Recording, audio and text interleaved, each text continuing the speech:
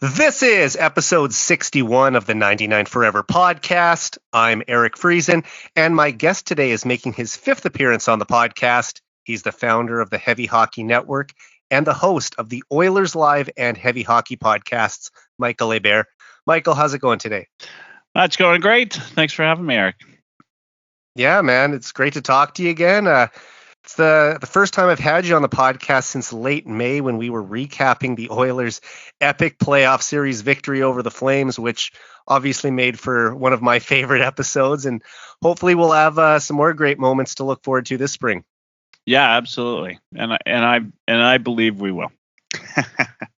Yeah, I know that there have been times this season where it seems like that's becoming less likely, but there's still a lot of runway left, and I believe this team's headed in the right direction now, and they're going to turn it around and make sure that they get back to the postseason this year.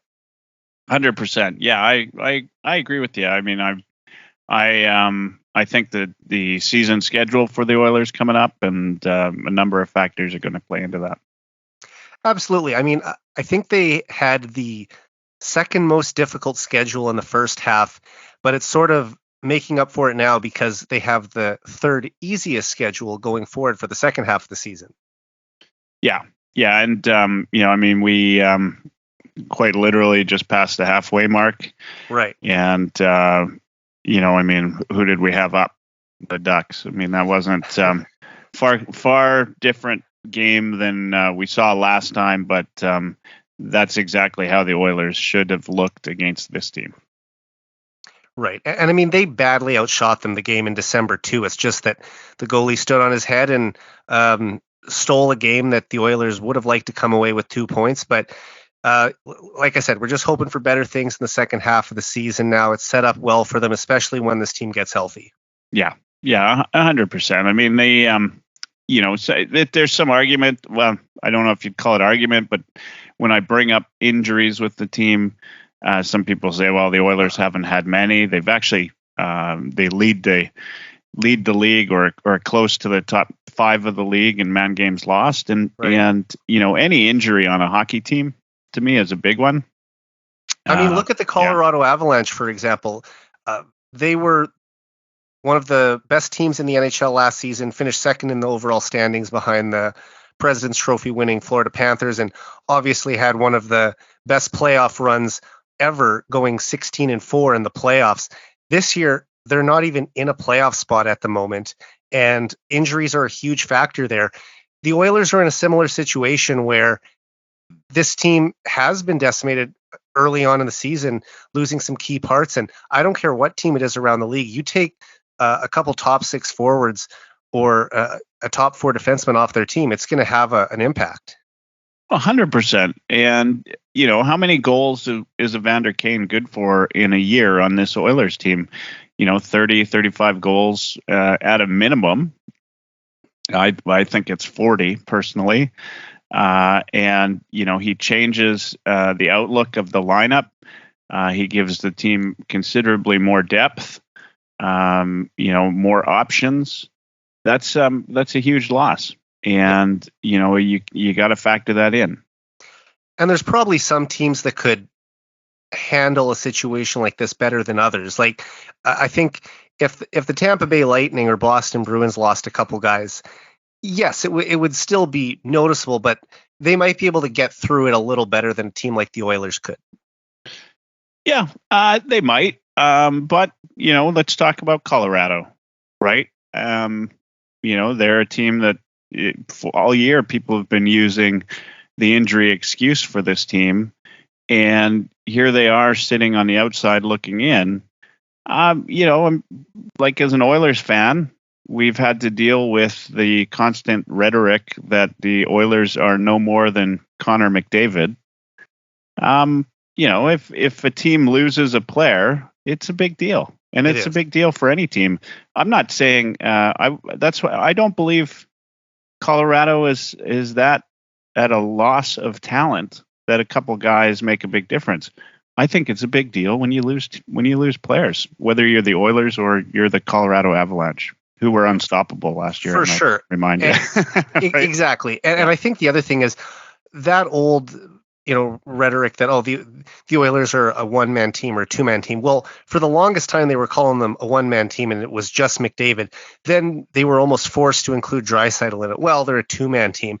I feel like those are people who just kind of look at the box scores and rarely actually watch this team play. Because if you watch the Oilers on a regular basis, you'd realize they're the only team in the NHL with 3 50-point scorers and the only team in the NHL with 4 20-points or 20-goal scorers right now. So the top end talent on this team is exceptional, and it's not just McDavid and Draisaitl. Yeah, 100%. I mean, and as Oilers fans, we know that. We watch this team. One of the downsides is exactly what you said. People looking at the box scores or, focusing on what they hear in the media, which is, just about all about Connor McDavid. And hey, I'm thankful for that. Just last night, talking to a friend who, is a fan of another team made me realize, just how lucky we are. Not that I need to be reminded that when we turn on the TV to watch our favorite team, we also watch the best player in the world. So anyway, you get Connor McDavid that gets so much, media coverage, so much coverage in general, is leading the league. He's leading his own team by 15 points, leading the league by 20 points. It's a lazy assumption to assume that he is the team. That's all. And I mean, obviously he has a huge impact on the team, and if he has an off night, it does decrease the Oilers' chances of winning. But it's not like he's a one-man show, and if he has only 1 point, say, in a night, that the Oilers are guaranteed to lose. I mean, they recently beat Dallas 6-3 a couple weeks ago, and Connor scored 1 goal late in that game. That was his only point. So it just shows you, there are enough weapons on this team that it doesn't have to just be McDavid every night. Yeah. And we'll talk about that for sure. I mean, there's, of course. Yeah. One of the things we were going to talk about, I think, is, who needs to improve. And that's definitely, part of it. But look, having him as part of the team, he's not the only part. As we're just saying, Draisaitl seems to step it up. When McDavid was gone for, I can't remember how many games now he was gone, and Yamamoto, Draisaitl, and Nugent Hopkins were the best line in the league, right? There are people that can step up on this team that don't get enough credit. It was only 7 games with a quad injury late in the 2019-20 season, right before the pandemic hit. And if I'm not mistaken, the Oilers went 4-2-1 during that stretch. And like you said, Draisaitl, Nugent Hopkins, and Yamamoto were the best line in the league at that time. Yeah. And they'll step up, right? I mean, somebody has to take the minutes, and we're fortunate in Edmonton that there is a player just waiting in the wings that can take McDavid's minutes. And he happens to be, in the top 5 of players in the world. If you're an Oilers fan, he's the second best player in the world. I think he's the second best. Yeah. I mean, look, we've got a good argument for it, 100%. And he's second in points right now. He's outstanding. But you give him the minutes that McDavid's not taking, and you're doing all right. You've got a superstar, a guy that could lead any team. Without a doubt. But before we get into any more Oilers talk today, I wanted to hear about your experience watching the 2023 World Juniors in Halifax, where Team Canada won gold on home soil for the second time in less than 5 months. Was this your first time ever attending a World Juniors? And what was the atmosphere like at Scotiabank Centre, especially for the gold medal game? Yeah. So to answer your question about first time, I have been to World Juniors matchups, but never a game that included Canada. Of course, those are always at a premium. So this was the first time that I had opportunity to watch Canada at the World Juniors. But I did the same thing, which is I watched other teams as well at the World Juniors because I had the tickets so I could go. I saw some Czechia games, some Sweden games, German games, etc. I will tell you this. So one difference, is if you went to Czechia Sweden game anywhere else in Canada that wasn't a junior barn, you're not going to get the same atmosphere. Like, the fans were rabid for every game, right? If it was Czechia and Sweden, the fans usually had somebody they were cheering for, right? And they were into it, and they were cheering and having a good time, and music was going, and it's a knowledgeable fan base here in Halifax and Atlantic Canada, and it was fun to watch. If it was Canada, it was up 3 or 4 levels. The building was shaking. The fans were, one of the things that if you've been out here to Atlantic Canada, to Halifax or anywhere, people are just friendly people and neighborly. And so, I quickly got to know everybody that was in my section, like in the 360 degree radius. And by the end of the World Juniors, we were like one big giant Canadian family. And you knew all the different signs, you knew who the characters were in the stands. And, I've been to I've been to my share of Oilers games as a previous season ticket holder. And it's just different. It's a small town atmosphere. Halifax is it's a small city, but it was a small town atmosphere. It was a lot of fun. The building was shaking. It barely holds that many people. Like, it does. There's enough seats for just over 10,000 in Halifax, but if you wanted to go to the bathroom, you were sure to miss a goal, right? Like, that's how it just wasn't prepared and ready for that many people, but it added to everything. The lineups, to get merchandise were around the block. The lineups to get into the building, like, people were lining up an hour and a half before they could get in. They were just, everybody, that's all anybody would talk about going anywhere. Did you see the game last night? If you went anywhere, oh, you were lucky enough to go. I'll tell you, this city, the region, everybody was buzzing. They were all into it. They all knew every player by the end of it, whether, they played for Austria, who, didn't have a great tournament, or, they played for Germany. People knew the players, and they were into it. You can tell just by the way I talk about it. It was just an amazing experience, and one that I was going to say I won't soon forget, but the reality is I'll never forget. Yeah, I mean, just watching it on TV, it felt electric, and that's why I just wanted to ask you about the atmosphere there, because if we were feeling it, just watching it on our couches at home, I'm sure that being in the building, especially for that gold medal game, would have been just incredible. And, when the World Juniors were held in Saskatoon in 2010, I was lucky enough to go to one game with my best friend just after Christmas. Canada beat Switzerland 6-0. Jordan Eberle had a goal and 5 points that game. And Eberle went on to set the Canadian record for most career goals at the tournament with 14. And that record stood for 13 years until Connor Bedard broke it just last week, as well as several other World Junior scoring records. How enjoyable was it for you to watch Bedard's record-breaking performance live? Well, I will tell you this, that you remember the Eberle record, and you remember how electric that was.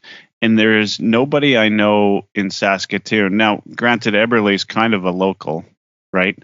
He's from Regina. Being from Regina. He's a Saskey guy. So he's a Saskey guy.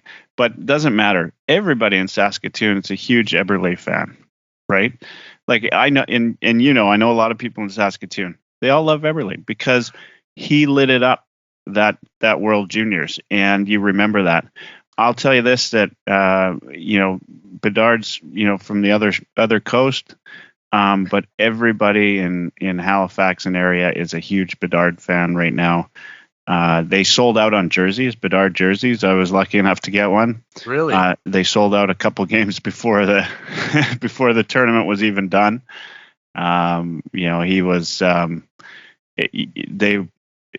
chanted MVP after every game for him. They every time he touched the puck, there was a buzz in the stands, and it was warranted. He is dare I say it, he sees the game better than anybody I've watched in a very long time, including our favorite Connor McDavid.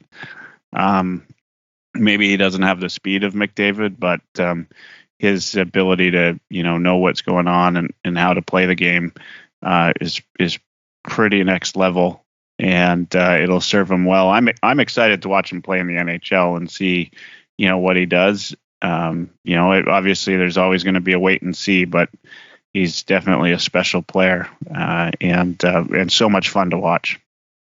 Yeah, and first I'll just go back by saying you're right in your assessment that everyone here is an Eberle fan. I mean, the friend that I talked about going to the game with around Christmas 2009, he is a Capitals fan, and his brother is a Leafs fan, and neither one of them liked the Oilers, but they were Eberle fans even during his time in Edmonton because of the impact that he had during those two World Juniors in 2009 and 2010. I'm guessing that getting to see Canada win gold was the highlight of the World Juniors for you. But other than that, what are you going to remember the most about this event when you look back on it years from now?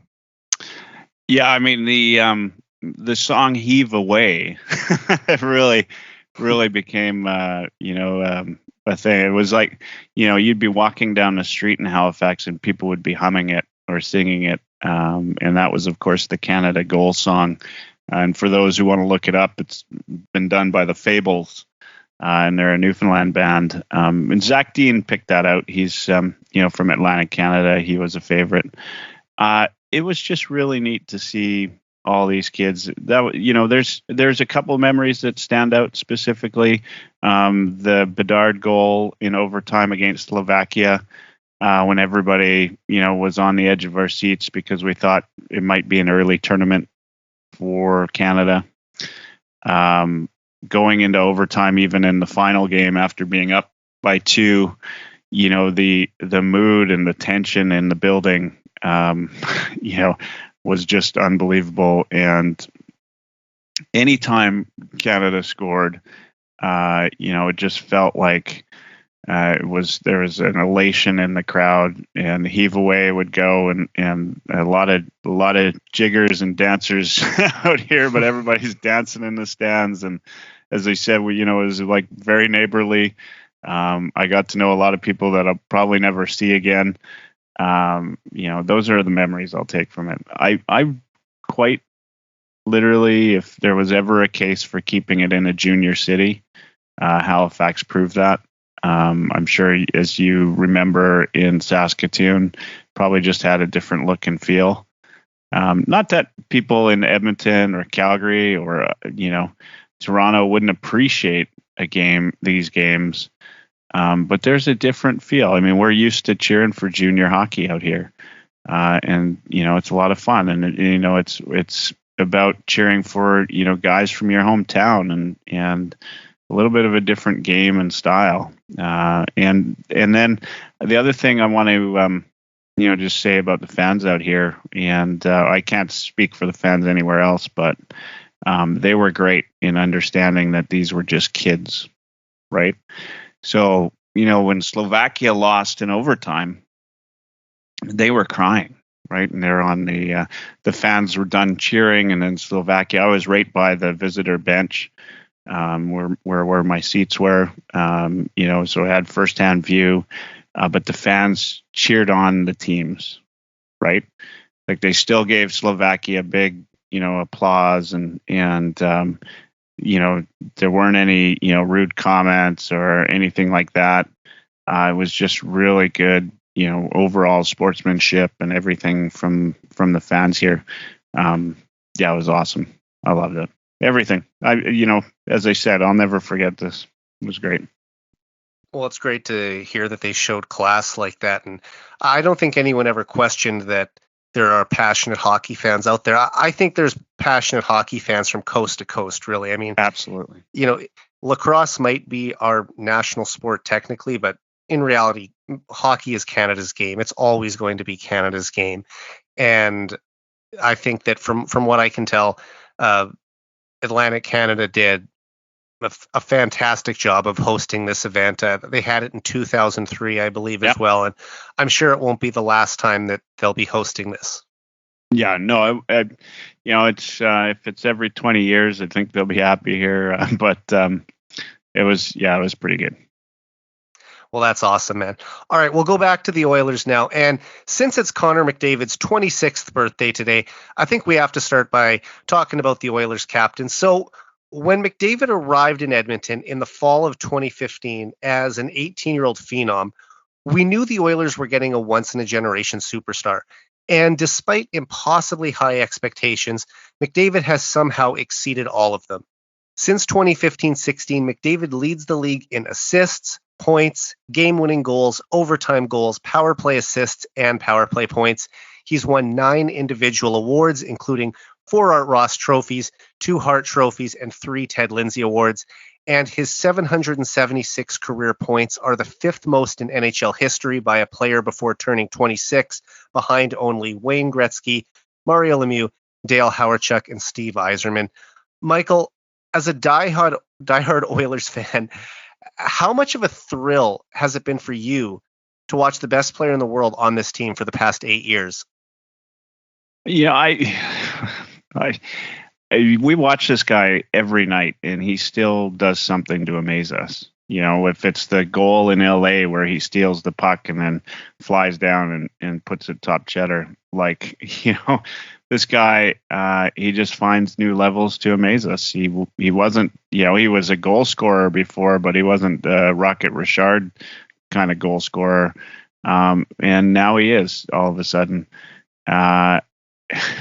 I've stopped questioning what he's capable of, and now I start asking the question, what's next for him, right? He's, every year they said he gets faster. I remember training camp would hit, and some, media personality somewhere would say, I think we saw McDavid, at the BioSteel camp, and he looks faster this year, or McDavid, is going to shoot more this year. He just does things better. He continues to get better, which makes him a superstar. I don't, it's not, who knows when that changes and starts turning the other way. But for the immediate future, we're seeing the best years of his career, and he never disappoints. I mean, even on a bad game, where he doesn't get if he doesn't get 2 points, it's kind of like an off night for him.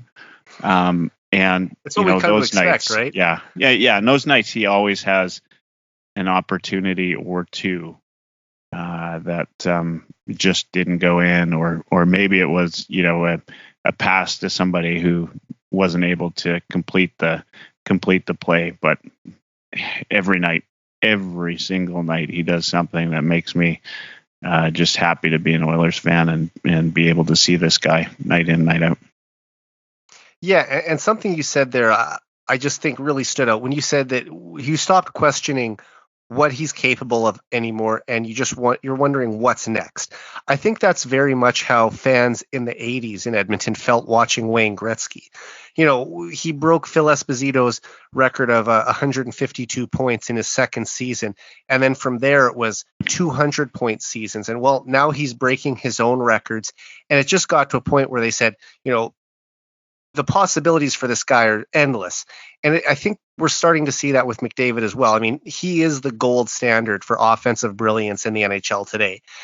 Even though hockey is the ultimate team game, McDavid can single-handedly take over a game with more impact than anyone else, thanks to his otherworldly skill and uncanny ability to skate with the puck at a speed we've never seen before. And incredibly, McDavid has elevated his offensive games to new heights this season. I mean, he's scoring at a rate that we haven't seen in more than a quarter of a century. He's currently on pace for 66 goals and 151 points in 82 games this year, which would make him only the sixth player in NHL history to record 150 points in a single season, and the first since Mario Lemieux in 1995-96. McDavid could also become the first player since Lemieux in 96 to win the Triple Crown by leading the league in goals, assists, and points in one season. Michael, when we start talking about things that haven't been done by a player since Lemieux in his prime, that really illustrates how special of a season McDavid is having, doesn't it? Oh, yeah. I mean, and it's, and we're here to watch it, right? It's just, it's, this season, though, is unreal. If any player finishes with 79 points in a season, you'd be happy. Elite. Yeah. Yeah, point per game player is considered an elite player in the NHL. Exactly. Yeah, and it's not even close right now. There were 2 weeks of the year where there were a couple of people you didn't know who was going to be chasing McDavid this year. It turns out it's Leon Draisaitl. But he's on a different level, and it's not even. This is the year where he says, I'm tired of this, and it's not even close, right? I've talked about this, ad nauseum on my own show, which is, every year we seem to, at least outside of Edmonton, people want to find somebody that's better than McDavid. 1 year, or at least find a reason why they should vote for them for the exactly or for the Hart Trophy. For the Hart Trophy, and it's ridiculous to spend time like going through this exercise of trying to come up with some reason why, this guy is doing this. You look at the player who's having the best season year after year. It's actually stunning to me that McDavid only has 2 MVP awards through 7 seasons. And he's a lock to win it this year. I mean, he's reached a point offensively where giving it to anyone else would look foolish, but I think the question is, can he be a unanimous winner again? Gretzky and McDavid are the only 2 players to ever receive every single first place vote in a Hart Trophy race. Gretzky did it in 82. McDavid did it 2 years ago in 2021. I mean, do you think that we could see McDavid get it again this year? Or do you think that there will be some American writer that will still vote for their local guy? Yeah, I mean, that's the kind of thing that's a fool's bet, because sometimes there's always somebody who wants to be contrarian or otherwise. But is he deserving of it? 100%. At least at this stage of the season, there's no doubt. And I always have to say, like, if you're asking yourself why I shouldn't vote for that person or whichever, then that's the guy you need to vote for. Right? Like, if you're trying to find reasons not to vote for somebody, that's the person you should be voting for. Because if McDavid wasn't in the league, then we'd have that question. Who do we legitimately vote for? But he is in the league, and he is, on a level that nobody else is on. He's doing things that nobody else can do, and he does it every night, it seems. And unanimous. It should be unanimous. If it isn't, it's a tragedy. But there's always somebody who hated Gretzky, right? Stan Fischler. Yeah. Stan Fischler comes to mind, and it's just it's silly, right? Like it's a little immature. But people, when Tiger Woods was dominating in golf, right? You couldn't look at that rationally and say he wasn't the best player to play the game at that point. But there were people out there that even would go so far as to say he's not very good at golf, right? Just it's laughable. Connor McDavid is the best player in the world, hands down. The only person that will catch him might not be in the NHL yet. And I'm not even convinced that he'll be as good as Connor McDavid, but he's got potential to be. And, you know, I'm not going to say if, but when McDavid does win the Hart Trophy this summer, he will join Bobby Orr, Bobby Clark, and Wayne Gretzky as the only players in NHL history to win 3 Hart Memorial trophies as most valuable player by the age of 26. And it's astonishing that he should have even more than that by this point, but he's still in that exclusive company, even if he gets his 3rd in 8 years this year. Yeah. To say that he hasn't already is a little bit ridiculous. But yeah, he's those are some pretty big names. Yeah, we haven't seen a guy like this for many years, since 95, 96 keeps coming to mind. In terms of production, yes, but as far as finding a comparable for McDavid, I don't think we've ever seen a player like this.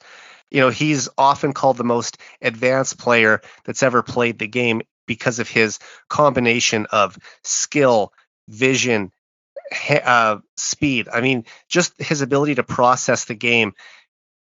No one has ever done it the way McDavid has done it. Yeah, 100%. Like, we've just never seen anybody do it that fast and that good. And that goal 2 nights ago now against Anaheim. Yeah, I mean, incredible spinorama backhand top shelf goal. And the crazy thing is that might not even be one of his top 20 goals in the NHL. I know. For most guys, that's a career highlight. And for McDavid, if they were doing a TSN top 10 McDavid goals list, that one doesn't even register. Yeah, 100%. We've almost become accustomed to his greatness at this point, much like I'm sure fans in the 80s were with Gretzky. Now that he's chosen, and I say it because, and I mean it that way, it's like what he chooses to do, he gets done. But now that he's chosen to be an elite goal scorer among the mix of other talents that he has, we've seen more of that this year. He's, his ability to drive to the net at his speed, and see the game as he does. Look, he's not on pace for it anymore. But if he somehow manages 15 goals in the next 7 games, are you going to be surprised? I know I won't be. I'll be elated. But nothing would surprise me anymore with him. I still think he has a shot at 70 goals. Like I said, I know he's currently on pace for 66. And the remarkable thing about that is that 66 goals would be the new high watermark for goals in the salary cap era, ahead of Alex Ovechkin, who had 65 in 2007, 2008. Can you imagine if McDavid had a better goal scoring season than Ovechkin, who many believe is the best goal scorer of all time's top goal scoring season? Yeah. I mean, it would be. Look, people are going to laugh at me for saying this. This season, McDavid is showing himself as one of the best goal scorers of all time. And the reason I say that is, earlier on this season, I put together a montage when he was 15 and 15, right? I remember it. And when you looked at that, every goal that he scored, right? Like, a lot of the goal scorers, they had an MO, right? If it was, let's talk about a guy we love, Ryan Smith, right?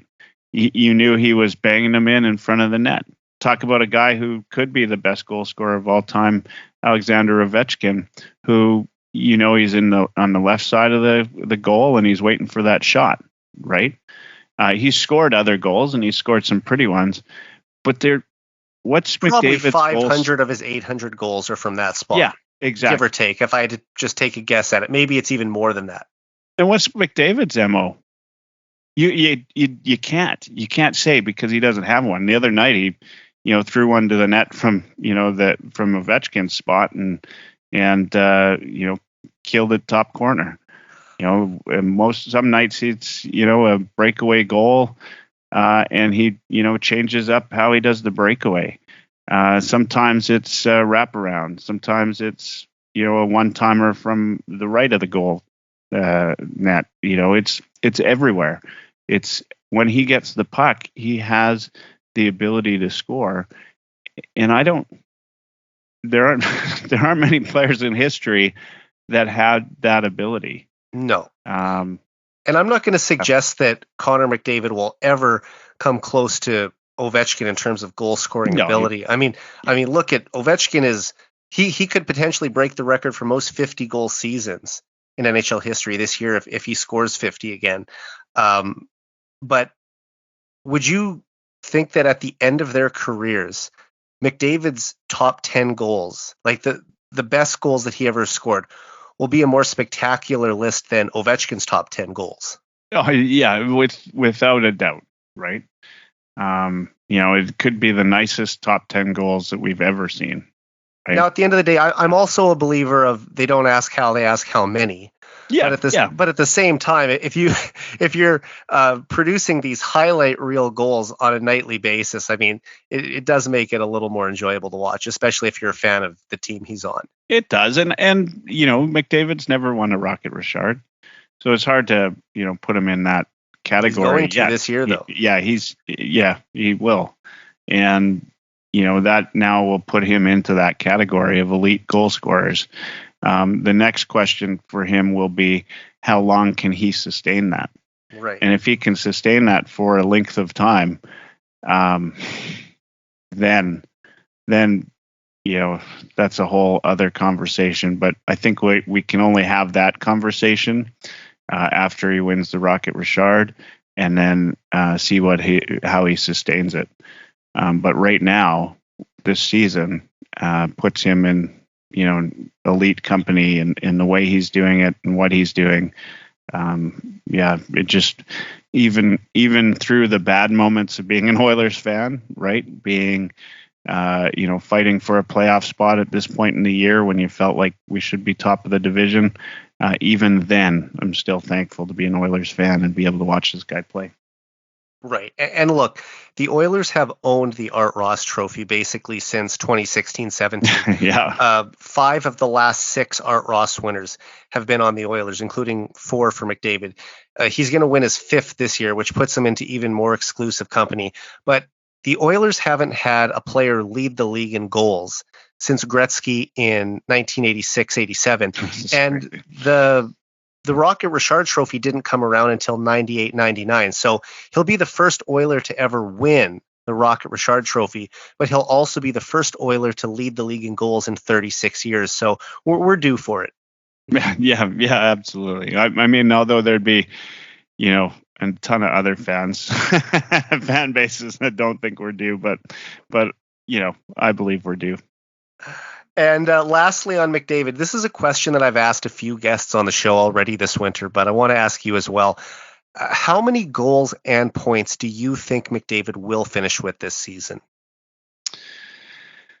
Oh, yeah, that's a tough go. I'm going to say he finishes with 160 points and around the 63 goal mark. Wow. Well, if he does that, that will be the most points ever scored in NHL history by a player not named Gretzky or Lemieux. And, I listened back to the season preview episode that I did with Ryan Lotzberg and Spencer Pomoty recently, and I predicted that McDavid would score 52 goals and 140 points this season. And it looks like McDavid is going to blow past both of those marks here in probably about a month and a half. And I'm glad he is, because the Oilers have needed him to produce at that clip. But I've always thought that McDavid would put up 150 points in a season at least once in his career. And if he's going to do it, it's probably either going to be this year or next when he's at the height of his powers. But right now, just like I said, at the pace he's on, it seems like 150 points, there's a real shot of him getting there. And, you might even be right. 160 could be in the cards for him. Yeah, I mean, the thing that a lot of people don't realize, and if you're a avid Oilers fan watching these games, is there are nights where he could have 4 or 5 more points. Oh, absolutely. And how many times has he given his line mates a point blank opportunity that either hit a post or the goalie stopped? I mean, if his perfect passes were converted more often, or the odd post that he hits, he's actually leading the league in posts hit this season. No, it's ridiculous. I think he's at 9 posts. Yeah. If even, let's say even half of those go in, if it's a quarter of an inch the other way and it goes in the net, I mean, we're talking about, he's right back on pace for more than 70 goals again. Yeah. And I think he's still got a couple of games in him where he's going to get, 5-point nights, right? This year. We'll see a couple more. And that's kind of what I base that on, is that, he'll continue his average. And I think he'll do that, 2 points a night, roughly, for the rest of the season. And then you're going to see a couple of, games, whether it's like that game against Anaheim had the potential for McDavid, if he had wanted to blow it up, be a 5-6 point night.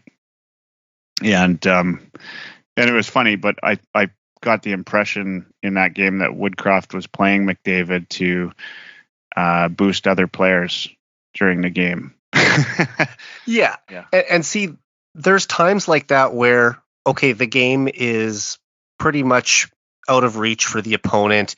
You're feeling very comfortable that you're going to come away with the 2 points. And that's maybe an opportunity to dial back McDavid's minutes, because he plays so much in other games that if you do have an opportunity to rest him a little bit. I mean, you look at the game when they blew out Seattle 7-2 a couple weeks ago. Yeah. That was McDavid's only 5-point game this season, but he only played just over 16 minutes that night. So they had a chance to, in the third period, cut his ice time down dramatically. And I think he has 7 4-point games this year, and there's been opportunities in each of those where he's just come short of getting that 5th point. And like you said, there might be 1 or 2 more 5-point games this year. So, and then once you have a couple of those, now 150 just looks even more doable. Yeah. It's amazing, right? Just to be talking about 150. Yeah. Floors me. I mean, I said this on a previous episode too, that might be one of, if not the best individual accomplishment by a North American professional athlete, team sport athlete in the 21st century. I'm trying to think of what could be close to that. Peyton Manning threw 55 touchdown passes in 2013 in the NFL. I asked a friend of mine, Brian Swain, who's a big basketball fan. He couldn't think of one basketball example that would come even close to a hockey player getting 150 points in this era of the NHL. So in terms of baseball, there were some really high home run seasons in the early 2000s, but those are kind of, there's an asterisk a little bit on them because of the steroid era. So 150 points might be, the top accomplishment by any player this century. Absolutely. Yeah. No, I think that's, that's fair. And, it's McDavid. So, he has been, it's not even, I'm always surprised if there's ever a doubt that he's the best player in the world. Because he just is. And to say otherwise, I just think you haven't watched him. Exactly. And I know that there were some Avalanche fans who were really pushing for Cale Makar last year after winning the Norris and the Conn Smythe. And don't get me wrong, he's the best defenseman in the league. And if you want to argue that he's a top 5 or even top 3 player in the league, sure, I'll buy that too. But best player in the league? No. It's been McDavid since he was 20 years old, and he's probably going to hold the title and at least until he's 30, if not longer. So I think it's kind of wasted time trying to come up with reasons for anyone else. I mean, just look at the numbers. He generates offense better than not only anyone in the game today, but better than most players that have ever played the game. Yeah, 100%. Yeah. The one of the things that I've kind of, thinking about and have been thinking about lately is he's sitting right now, in the stats at 16 points ahead of Leon Draisaitl at the midway point. So that puts him at 32 points ahead if everything stays equal at the end of the year, roughly 30 points. that kind of margin hasn't been achieved since 1981. 81. In the scoring race? Yeah. Or, 1990. Yeah. I was pretty sure that it was Wayne Gretzky who finished 32 points ahead of the next closest competitor in 90-91. Yeah. If I'm not mistaken. Yep. Yeah. Yeah. So that's pretty unbelievable. It's rarefied air we're talking about here. Yeah. Pretty unbelievable. I mean, for the most part, it's usually pretty close. But it's going to be, I suspect that margin's only going to get larger and larger. So. Absolutely. Okay, let's talk about the current state of the team now. And following a trip to the Western Conference Final last year, expectations for the Oilers coming into this season were higher than at any point since their run to the 2006 Stanley Cup Final, if not longer. However, just past the midway point of the regular season, the Oilers find themselves in the second wildcard spot in the West with a 22-18-3 record for 47 points. Given the hype around the team this season, how disappointed are you in where the Oilers are in the standings through 43 games? Yeah, I am. I'm pretty disappointed, but I'm not. I'm not one of the more negative fans out there by any stretch. But it's disappointing to see them there. The only solace that I have is the teams that are below Edmonton, are as equally disappointed, if not more so, in Colorado, who, just won a Stanley Cup. So, the things aren't going well for every team, and there are, two teams specifically that are doing better than we thought, and they happen to be in Edmonton's division in Los Angeles and Seattle. In fact, Vegas is doing considerably better than I thought. I thought they'd be a good team, but not this good. So, it's been tough. It's been a little bit more competitive in the West, I think, than years past. The Oilers have had a tough schedule going in. The loss of Kane didn't help. There were a couple of times that when, McLeod was out, of course, that, just at that time, it was, real shuffle to get the lines done, in a good way. So, look, I would be... at this point that we're still holding on to a wild card spot, I'm happy because I think this team has considerably more potential than we've seen. So I could be way more disappointed, but the thing is, I've got this sense of you haven't seen what the Oilers have to give yet, and I think they're about to turn that around, and then Kane's coming back. So when we see all that put together, I suspect we'll be, laughing for the last half of the season. Definitely, I'm with you there. And like you said, one of the reasons I think that we've always got along so well over the years is that you are another very positive Oilers fan. And anyone who follows me on Twitter knows that, I'm the eternal optimist and positive Oilers fan. And prior to the season, I picked the Oilers to win the Pacific Division title. But instead, the team is fighting to stay in a wild card spot with several other teams just a point or two behind them. And, last season it took 97 points to make the playoffs in the Western Conference, but it looks like it might only take around 93 points to get in this year. Still, that means the Oilers need to go at least 24-15-0 in their final 39 games to even secure a wild card spot. And look, the Oilers are second in the league in goals for and first on the power play. So they're scoring enough to be a Stanley Cup contender. But their inability to keep the puck out of their net is the biggest reason why they're currently sitting outside of the top three in the Pacific Division. They rank 23rd in the league in goals against and 27th on the penalty kill, which simply isn't good enough for a team looking to go on any type of a run. And missing the playoffs with McDavid and Draisaitl both in their prime is unacceptable, even with several key players missing time due to injury. Michael, we know the Oilers are going to get Evander Kane back, as you said, and Ken Holland will likely bring in one or two more players at the trade deadline. But what can this team do specifically as it's currently constructed to start winning more games? Oh, yeah. I mean, lots has been said about getting secondary scoring. I think that the team, there's some parts on this team that I think have underperformed this year. Defense, I think Jack Campbell, we expected way more of him. I think those are, a couple areas that the team needs to, just be better in order to get that to happen. And Campbell's got it in him. He went to the All-Star game, so I will never get the negativity around the goalie. But it's got to be a team defensive structure. And I think that it was a couple weeks ago when Woodcroft finally decided that he wasn't going to do the nuclear option and McDavid and Draisaitl on the same line every single night.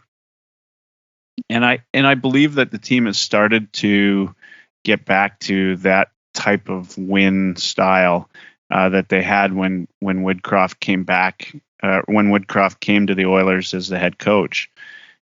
And I think it was Derek Ryan who said, last year after Woodcroft had been on the team, he said it was nice to be an Oiler, and now everybody up and down the lineup has, can be counted on, or is being asked to be counted on, right? It's not just McDavid and Draisaitl. And we're seeing that now, maybe not as fast as I would like. I still trust Woodcroft, but I think he's going to get back to that style. I'm hoping that this is about him saying, what was successful for me last year when I came to the Oilers, and I think he's going to find that. And to me, that's all about balance in the lineup, right? Making sure that you utilize, three of the best center depth. Well, that might be the best center depth in the league, right? Who would be better than that? McDavid, Draisaitl, and Nugent Hopkins. And then, having McLeod with the ability to move up and down the lineup is pretty unbelievable. So if Woodcroft stays this course, that's going to be enough for me. And you hope to find a hero somewhere on defense. Maybe it's Desharnais. That's a lot of pressure to put on he's not a young kid, I guess, in terms of the sense of a hockey player, but he is a rookie. Maybe it's Broberg. Maybe it's Kulak needs to up his game. Nurse, I think, needs fewer minutes back there to be the top line guy that I think he is. And it's weird to say fewer minutes for that guy, but I think he's overplayed. And then Campbell needs to play what is expected of him, and maybe these couple of games that he's going to get the call in the net will give him the confidence he needs to be the goalie that we need him to be, right? Yeah, and you touched on a lot of good points there. And I think first and foremost, Jay Woodcroft hasn't forgotten how to coach overnight. I mean, his record since coming to Edmonton is still excellent. He was a big part of the reason this team turned it around last season. And I said before the season even started that I thought this was the Oilers' deepest forward group on paper in the last 30 years. The issue is that they haven't had that forward group all together other than the first month of the season. And you could argue that a couple players were even playing banged up then. Consistency would be near the top of the list for me. This season could best be described as a roller coaster ride so far. If you break the Oilers season down into 10-game segments, they started well at 7-3-0. Then they hit a rough patch going 3-7-0 in the next 10 games. They bounced back with another strong 7-3-0 run after that. And then they posted a mediocre 4-4-2 mark in their most recent 10-game segment. So they need to go 6-4-0 or ideally 6-3-1 every 10 games the rest of the way. Holding on to leads is another area they really need to improve on. Edmonton has blown several multiple goal leads, especially in the third period. They let 2-goal leads slip away against the Devils, Blues, Canucks, and Avalanche. And now they did pick up a couple overtime points in those games, but the Oilers would be in a much better spot if they didn't take their foot off the gas in those games and had an extra 6 points in the bank right now. So I want to see more of a killer instinct from this team in the second half. They also have a tendency to play down to their competition. I mean, we've seen them beat cup contenders like the Hurricanes, the Lightning, the Stars, and the Golden Knights, but then they've dropped games to teams below them in the standings recently, like the Ducks, Predators, and Canucks. So even though the Oilers should beat those teams more often than not, they need to approach every game the same and not think that it's going to be an easy night just because they're playing a bottom feeder. Yeah, that was the nice thing about the Ducks game. I thought that they, played the full game. They beat a team that they should beat. Yeah, and they played the full game. They didn't, it was obvious they were the better team, and nobody will deny that. The Oilers on paper are better than the Ducks, and they should beat them 6-2, and so they came out and did. Tonight will be another example of a team they should 100% beat. On paper, they're way better than the Sharks, and they should come out and show that. Yeah, and for a team that's as desperate as they are, there's no excuse. They have to get it done tonight. Yeah. The scoreboard was, I think, favorable for those following Edmonton last year, or in the wild card spot last night. With Colorado losing and St. Louis losing.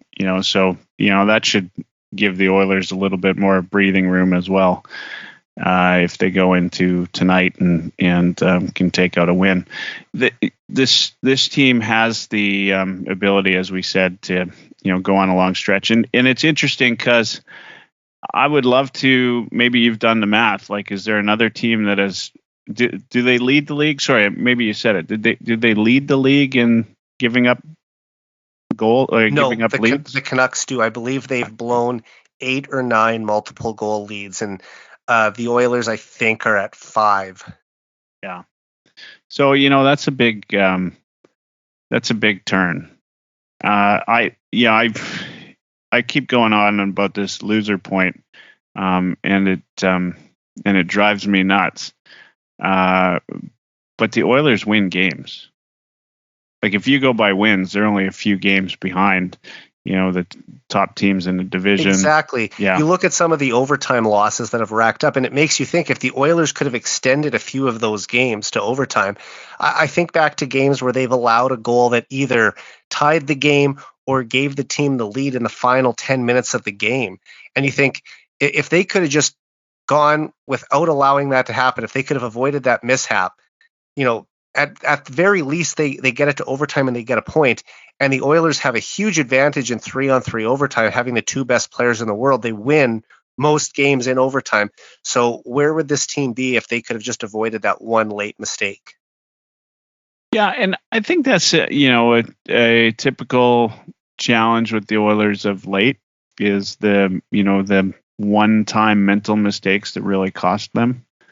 I don't know how you coach that out of a team, but it's definitely a challenge and one that leads to those types of mishaps. And in some cases, I think it's to go back to the overutilization of specific players. And I'm a Nurse fan. I'll tell you this. So am I. I'm a Darnell Nurse fan. I think the challenge with Darnell Nurse is twofold. One is there's not enough additional talent on this defense to shield him, right? And then so they have to overplay him at times. And then that's the product is they overplay him, and I think overplayed Nurse makes more mistakes, and that's just whether it's fatigue, who knows, the type of opportunities he's placed in, whatever it is. When he's playing in that 25-minute plus category, he should be playing 22 minutes tops a night, which is right up there with every top D man in the league. But he's playing over that. Yeah, and they have to. He is their best defenseman. Everyone's going to have their own opinion, but anyone who doesn't think that Nurse isn't the Oilers' best defenseman, I think they're out to lunch a little bit. I mean, the guy, defensively, offensively, he does it all. He might not pass the puck as well as you would like, but he's an elite skater and he can still transport the puck out of the zone better than anyone else. Bouchard obviously has an elite skill in his ability to make stretch passes, but what Nurse can do in his own end with his combination of size, reach, and then the way that he's able to walk the blue line and, make well-timed pinches for scoring chances, just the full package, he's still their best defenseman. Yeah, 100%. And look, Cody Ceci has done a great job on the Oilers. Yes, he's been a pleasant surprise. Yeah, given what we expected of him, but he's not a top line D-man. No, and last season he filled in, admirably in that spot. This year hasn't been quite as good as last year, but still good enough. But if you had a true top pairing defenseman playing alongside Nurse, that would make a difference. It would. And I always, Dash, who always talks about this, he brings up a great point. Is Nurse, finished in the top 6 of Norris Trophy candidates only 2 years ago. Yeah. Right. And I know his critics will say that was in the truncated Canadian division season, but still, it was an exceptional year by Nurse. And, this year, I believe he's even on pace to have his best offensive season in the NHL. So, he's continuing to do that. The last time I checked, he was plus 11. So we're talking about a guy who's still a plus player. And I think that actually leads the team, if I'm not mistaken. So, does he make some turnovers in his own end that you would like him to avoid? For sure. I'm not going to say that he doesn't, because we've seen it happen and it's cost the Oilers a few times. But still, this team is better off with him than without him. Yeah, and here's the thing: is there are nights where I'm extremely frustrated with Darnell Nurse, but I keep going back to the fact that he plays too much, right? And I think if he's playing a regular amount, the amount that he should be playing, those happen fewer and farther between, and our frustration with him is fewer and farther between. And that's just how it's going to work. But right now, he's playing way too much for a guy that doesn't have a defense pair, like a legitimate first pair defenseman to help him out. And so it's going to happen. He's expecting too much of himself. The team's expecting too much of him. That's an area that's needed. We just until such time that Holland makes a trade or does something different or somebody steps up, he's going to be asked to do the same, and we just have to hope that the Oilers outscore those challenges and problems. Yeah, and it's not just on him. The entire team needs to play better team defense. And yes, there have been nights where the turnover by Nurse has ended up in the back of the Oilers' net, but he's not the only one. There have been players throughout the lineup that have made a bad defensive read or have been careless with the puck in their own zone or taken a penalty that they shouldn't, and it's led to a goal against. And I think what's even more frustrating about the team so far this season is that they finished second in the division for the past 3 years. And with how well the Los Angeles Kings and Seattle Kraken have been playing lately, it would take an outstanding run down the stretch drive to leap over both of them in the standings and earn home ice advantage in the first round of the playoffs for the 4th straight year.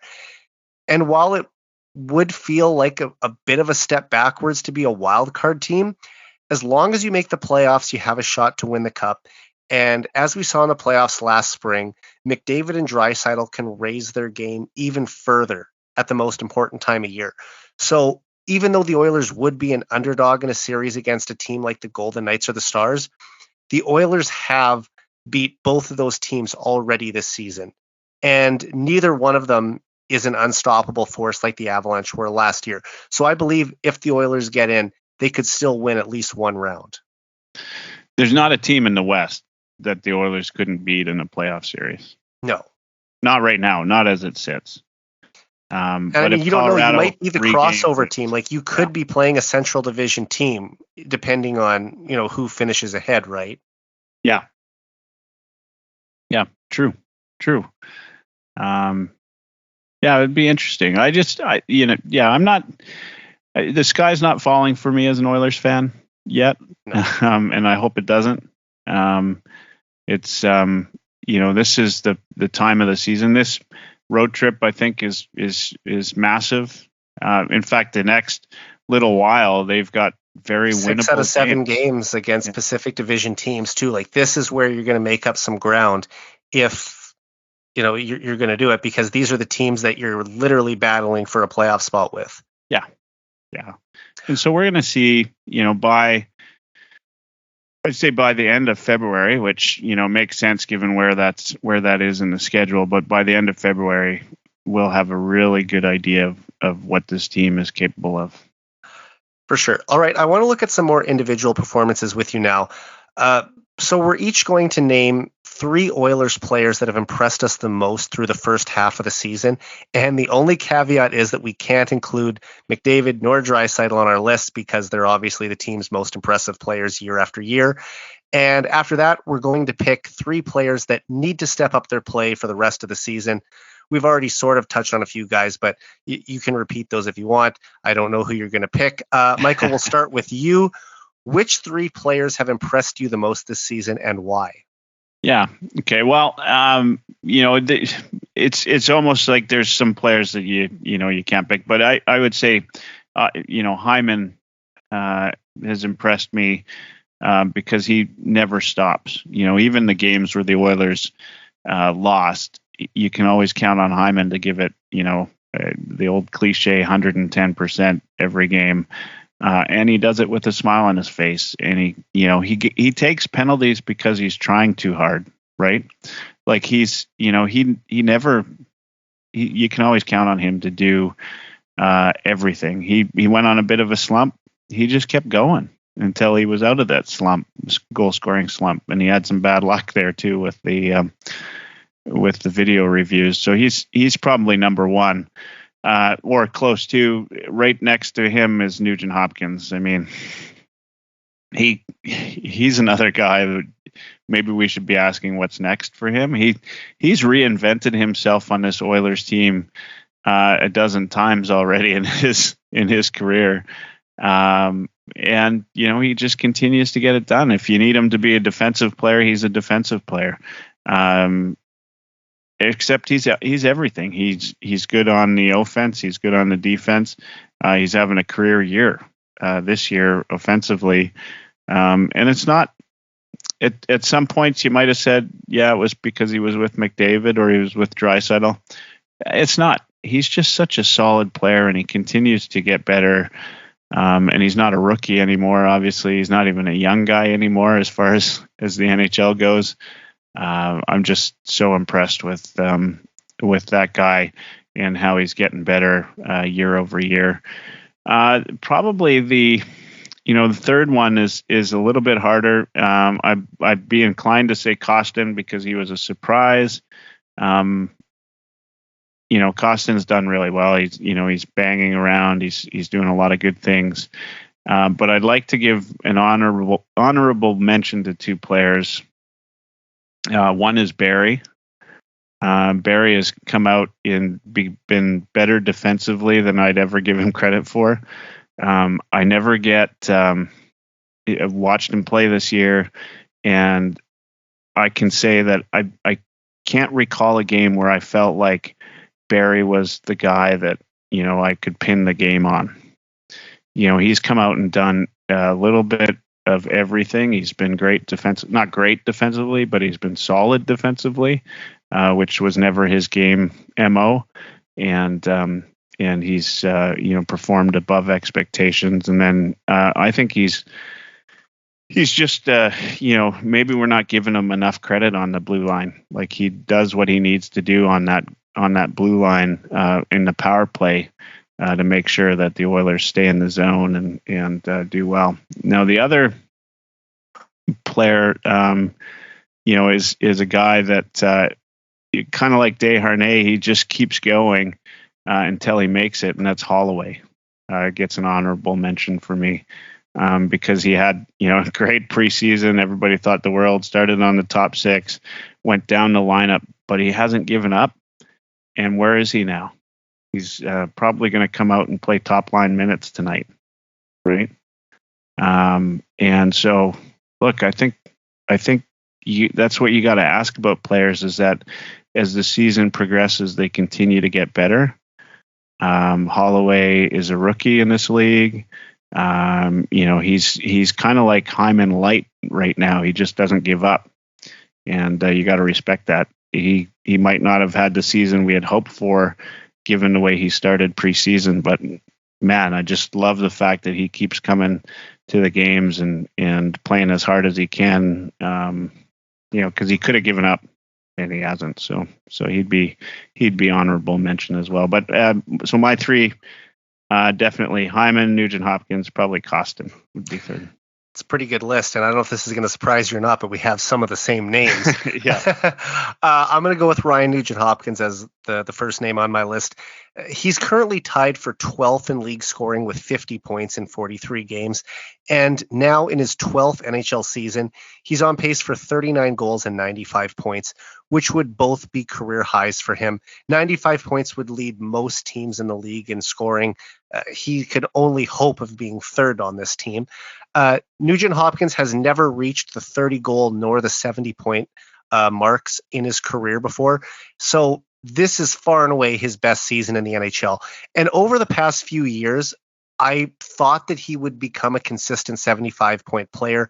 Obviously, the pandemic had an impact on that for 2 seasons, and then an injury that cost him 19 games last year. But I think we're starting to finally see him become the offensive player that we thought he was going to be when the Oilers selected him 1st overall in 2011. I mean, he's a perfect fit with McDavid and Draisaitl on the best power play unit in the league. He kills penalties, and he's a player that Jay Woodcroft can trust on the ice in any situation. So he's been my most impressive player besides McDavid and Draisaitl this year. My second pick is Zach Hyman, who you also mentioned. He's been even better than advertised since coming to the Oilers a year ago. Hyman scored 27 goals and 54 points last year, and he's getting close to matching those totals just past the midway point this season. So Hyman could be another player who pushes for 90 points this year. He's relentless on the forecheck. He wins battles in the corners, and he quickly moves the puck to his more skilled line mates in good scoring areas. And just like Ryan Smith, Hyman is also willing to plant himself in front of the net and bury rebounds or loose pucks in the crease. So I think, we have to mention Zach Hyman. He's also stepped up in a big way with Evander Kane out. And my final pick is Stuart Skinner. Going into the season, I thought we might see Skinner play around 32 games with Jack Campbell handling the lion's share of the starts. But at least for the time being, Skinner has stolen the starter's job. Now, of course, he's back home in Edmonton right now, awaiting the birth of his first child. But Skinner leads the league in save percentage and ranks 4th in goals against average among rookie goalies who've played in at least 10 games. And if not for his stellar play, the Oilers could possibly be out of playoff contention already. So you could make the case that other than McDavid and Draisaitl, Skinner has been the Oilers' most important player this season. Yeah, I feel a little bit silly for not thinking about Skinner. Well, I mean, thinking, skaters, and you made a good case for everyone too. And I was tempted to include Klim Kostin as well, so I'll name him as my honorable mention. Yeah, and there's so many good things for Skinner in that list. I love one of the things I love about Hyman is the same thing I love about Skinner. Like, everything you see about these guys is just, good human and good player. Yeah. Right. And Skinner ranks up there in the top of both, and he's a local kid. So does Hyman. Yeah. So does Nuge. And you know what? I know Evander Kane came to Edmonton with some baggage and red flags, and there were some fans who were either refusing to watch games or didn't want the team to bring this guy in. but by all accounts, he has been a model citizen since coming to Edmonton. There's been plenty of pictures of him with kids and signing autographs for fans. He did a amazing gesture back in December where he made sure that I believe it was an entire elementary school of inner city kids in Edmonton had a toy at Christmas, and this is all out of his own pocket. I think they said it cost him something like $20,000. So for him to go out of his way to make sure that some underprivileged kids at least have a present on Christmas morning, that's something that he didn't have to do. And I think that went a long way towards winning him some more fans in Edmonton, as well as his excellent play on the ice. Yeah. And talk about that, because I was definitely one of those guys that didn't want to see Evander Kane on this team. I don't know and still don't know, all the details, mostly because I'm not a gossip guy. But as far as a redemption tour goes, Evander Kane this past year has, shown himself, at least in this year, to be, a stand-up guy, and he's done some amazing things. So, it would be crazy to take that away from him. He seems to, whatever it is, he seems to be doing all the right things, and he wants to be an Oiler, and maybe he's grown up. Maybe, or maybe there's less to the story. Yeah, maybe there's less to the story than we were led to believe. I don't know. I don't know, but I can tell you that as of right now, the guy that we see is doing all the right things on and off the ice, and looking forward to having him back. But I'll admit, I didn't want him on this team. But now I said that on this very podcast. Yeah. And now I'm happy to have him there. And in fact, I can't wait to see him back on the ice. And I don't have that same ill will that I once had. So, he's done a good job, both on and off the ice.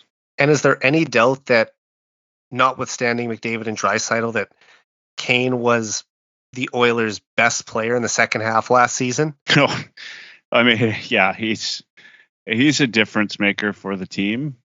Like, he provides more than just goal scoring, right? This team's always needed somebody who's got a little bit of grit. And he doesn't have a ton. It's not like he's, a Kachuk kind of guy, but he still has enough grit to get out there and make people notice him and hate him. And you need a player that everybody hates. And Evander Kane's that guy for the Oilers.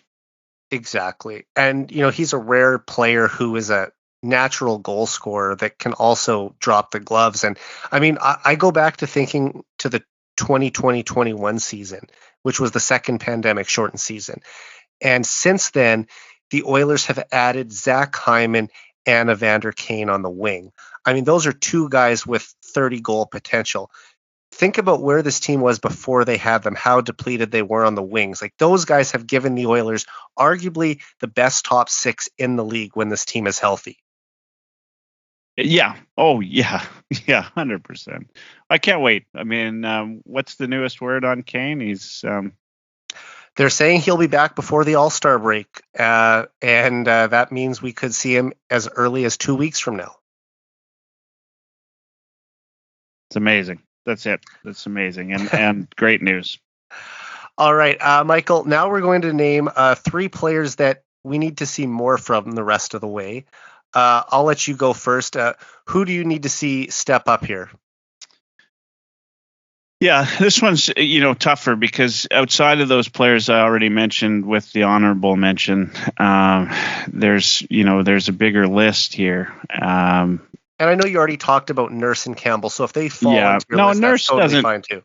Nurse doesn't actually fit into that. Campbell might, I think. Campbell will be in there, maybe as number one. I mean, the difference with Campbell is that we have had, you brought up Skinner. Maybe we don't notice it as much because Skinner's done quite well in relief. But a guy that I think really needs to up his game, given the current structure, without barring any trades or anything, Kulak is one guy that comes to mind. And Bouchard is another guy that comes to mind. So both on defense.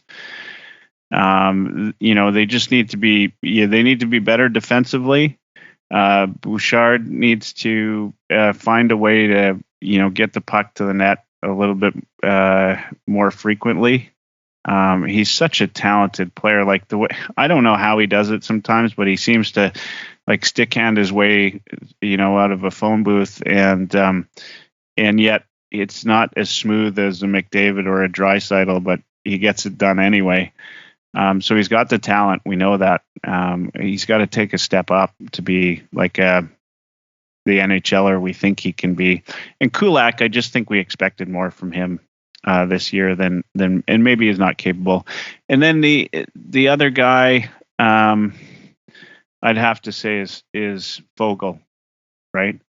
That's a guy that he's got all of the skills to be a different player. I don't know how he doesn't put it all together. He's got the size. He's got everything the Oilers need and want, but he's just not showing it on the ice, and I can't figure it out. The easy one would have been Puljujarvi in that mix, but I don't know. I for me, I love Puljujarvi, but I just think he needs new scenery, and so I don't want to pick on him any more than he's already been picked on. So right. my three would definitely be Bouchard, Kulak, and Foegele. If those three could get, could turn things around somehow and be noticeable out there on the ice, this would be a whole different lineup in my mind. Yeah. I've got, again, some of the same. Like, I'm going to start with Jack Campbell. He was the Oilers' biggest offseason signing and was expected to carry the load between the pipes for the Oilers.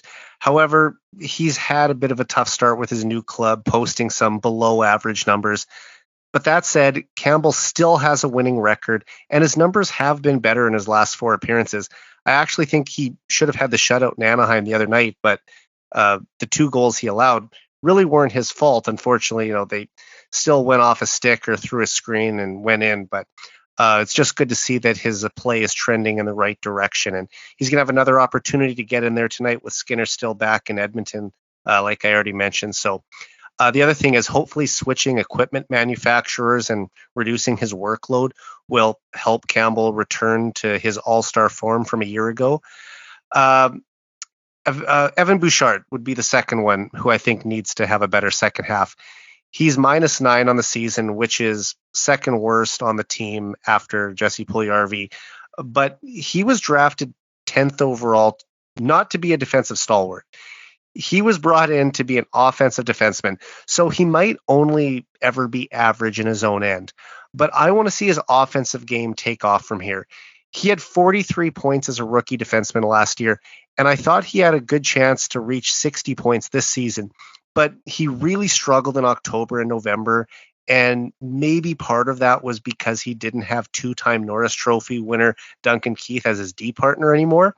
But he's been playing better as of late. He has 4 assists in his last 2 games, so hopefully that's a step in the right direction as well. And maybe we'll even see his minutes get elevated, and he could potentially be playing on the top pairing with Darnell Nurse eventually. And I'm going to go with Kyler Yamamoto for my third and final pick. Yamamoto missed the season opener with an upper body injury after crashing into the end boards in a preseason game against the Canucks. And he missed the entire month of November with an undisclosed injury as well. He was actually injured in the same game as Evander Kane in Tampa on November 5th. And he only has 4 goals and 12 points in 31 games this season, which is a lot lower than you'd expect from a guy who had a career high 20 goals and 41 points a year ago. But when healthy and playing well, Yamamoto can be a good complementary winger on a skilled line. He might not be the natural scorer that you would like there, but like I said, still being able to chip in 20 goals, I mean, that's good production. And maybe eventually a guy like Xavier Bourgault will end up taking his spot in the top 6. But for right now, he's probably a better fit there than anyone else on the right side. And, he hasn't been healthy enough this season, and that's affected him. But he's still one of Edmonton's best penalty killers, and hopefully Yamamoto will start to get on the score sheet a little more in the second half too. And he's going to have a good opportunity if he's playing alongside either McDavid or Draisaitl. Yeah, and it's funny. I had Yamamoto in my head, but I think he's played well lately, and that's kind of why I gave him the break. He's starting to get on track, and he scored the other night in LA too on a nice tip, and I think actually all 4 of his goals have been point shot deflections this year. So he has a skill for that, but you'd like to see him shooting the puck a little more often too. Yeah, absolutely. And I think you made a good point for Kulak as well. He was one that I considered because he'd never been a second pairing guy before. And this year he was sort of elevated because they thought he was ready to take that step. But I think he's probably better suited on the third pairing, and maybe the organization sees him as a stopgap until Broberg is ready.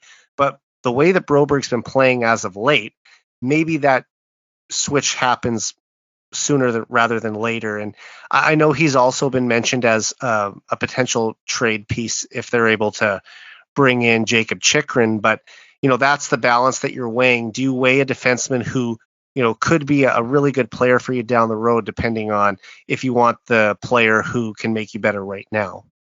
Yeah. Chychrun's a whole podcast on itself if you wanted to. Probably the most talked about non-Oilers player on Oilers Twitter over the past 2 months. Yeah.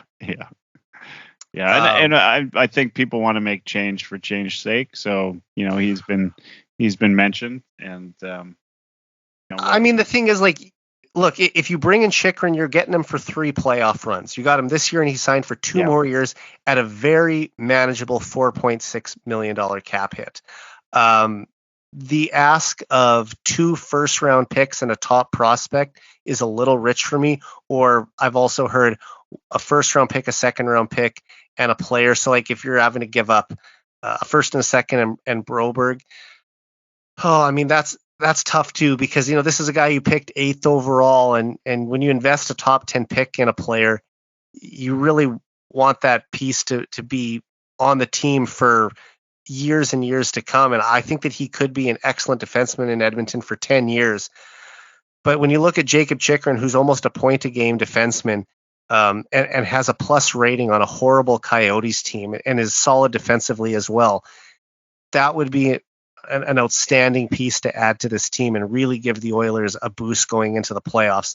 The only question is a little bit about his injury history, but I would still be willing to bring him in. I just would hate to have to include Broberg in that deal. Yeah.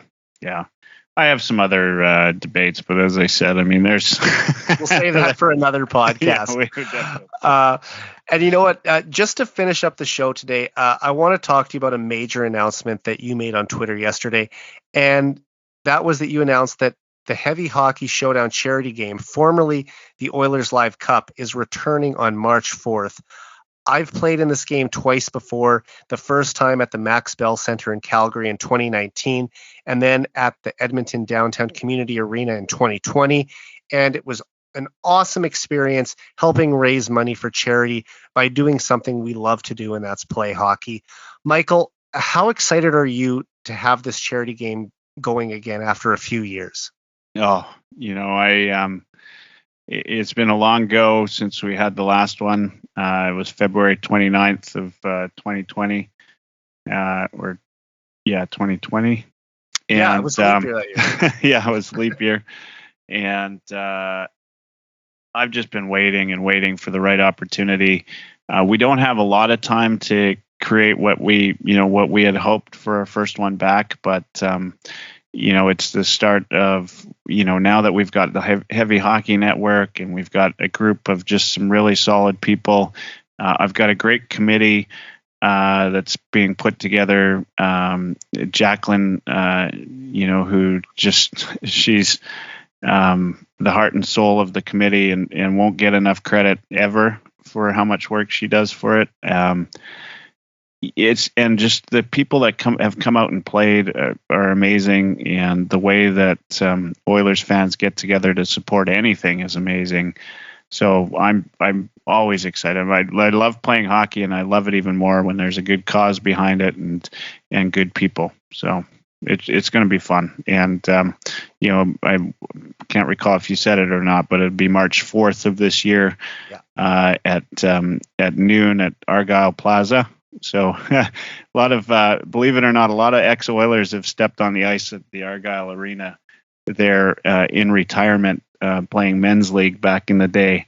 Like Lumley and some of those guys, when they played some senior hockey after they retired.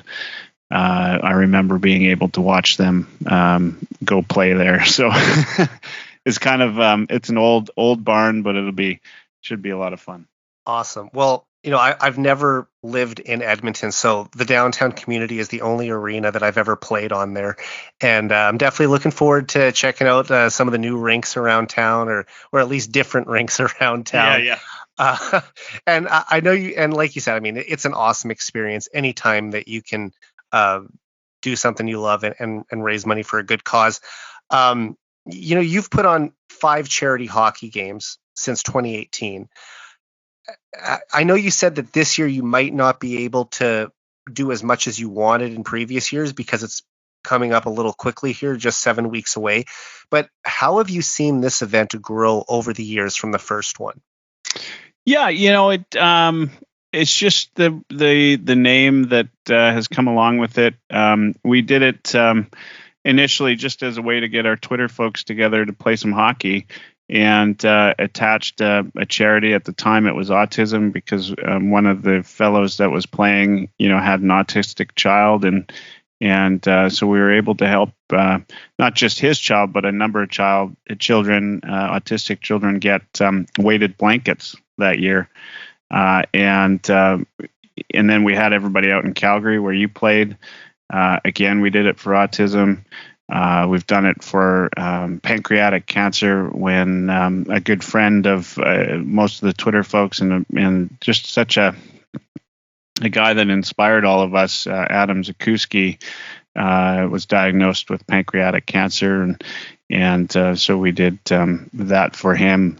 He was able to attend. He originally was going to play, and then he was just too sick to play. But now the trophy that we'll be giving to the winning team is the Adam Zakuski Trophy. So that's one of the things. He passed away at Christmas a couple of years ago, and he just inspired all of us. And so it's kind of grown. It's been very organic, because that's the way these things grow. We haven't put a lot of money into the marketing of it. I think this year it'll be much the same. It'll just be a bunch of good people getting together, watching hockey, and then getting together that night. We'll get together to watch. I think it's the Jets. They actually have a home and home with the Jets. That's right. Yeah. So the Friday night will be the game in Edmonton, and I'm going to attend that game. And then I guess we'll, like you said, watch the game in Winnipeg on Saturday night. Yeah, and I'll be at the Jets game on the Friday night as well. So, nice. It'll grow. I think, as we unfortunately the pandemic kind of put a damper on our plans, because we had a great silent auction and a whole bunch of things that last game that we had. Now we're kind of starting from scratch again, but I was surprised at how many people immediately messaged me that were, either waiting for me to announce the game or whichever. And we're already at, I think, 20 skaters. And we haven't even given all the details yet. So as we finalize those details over the next week, it'll be exciting. I think if you're listening to the podcast, you definitely want to register to get on the on as a skater and play the game. It should be a lot of fun. And do you plan to use the same charity going forward for this event? No, we've got a couple of charities mentioned right now. We'll decide that too over the next week. I just wanted to put the date out there so people knew. But there's a couple of really good charities that, and there's millions of great charities, but we'd like to pick one that's meaningful to the people that are playing and maybe relevant to the time. So we'll do that, and as we go forward, maybe we'll stick with one. We haven't done that yet, but there's still lots of questions to be answered. It's too bad, for so many reasons, but the pandemic definitely put a damper on our plans.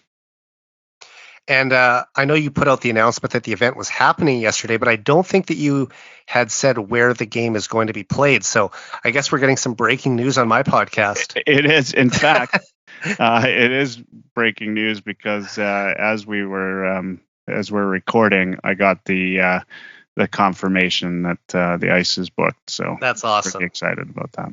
All right, and just the last thing I want to ask is, for anyone who wants to play, participate, or volunteer with this game, what's the best way for them to reach out to you to get involved?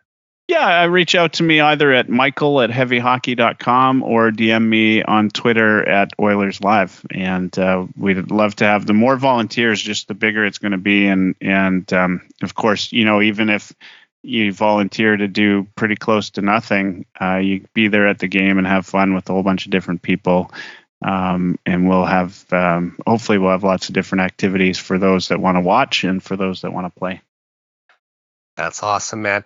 Well, I appreciate you telling us all about this awesome event and for taking the time to talk Oilers hockey with me today. Let's hope the Oilers get a big win on McDavid's 26th birthday tonight. Yeah, let's go Oilers. And, McDavid has played well on his birthday in the past. I think most memorably, he had his 21st birthday in Vegas back in 2018, and he scored the overtime winner in that game. So that would be a great thing if he could have another big night on his birthday tonight. And I also remember this wasn't on his birthday, but on January 14th, 2021, which is my birthday tomorrow, he scored a hat trick against the Canucks. So I wouldn't mind seeing him do that again as a birthday present for him, but also a birthday present for me. That would be amazing. All right, man. Well, thanks again for being on the podcast. And for anyone who isn't following Michael, go follow him at Oilerslive and find out more about this awesome event. Thanks for Michael. Inviting me. All right. So for Michael Hebert, I'm Eric Friesen. This has been the 99 Forever podcast. We're out.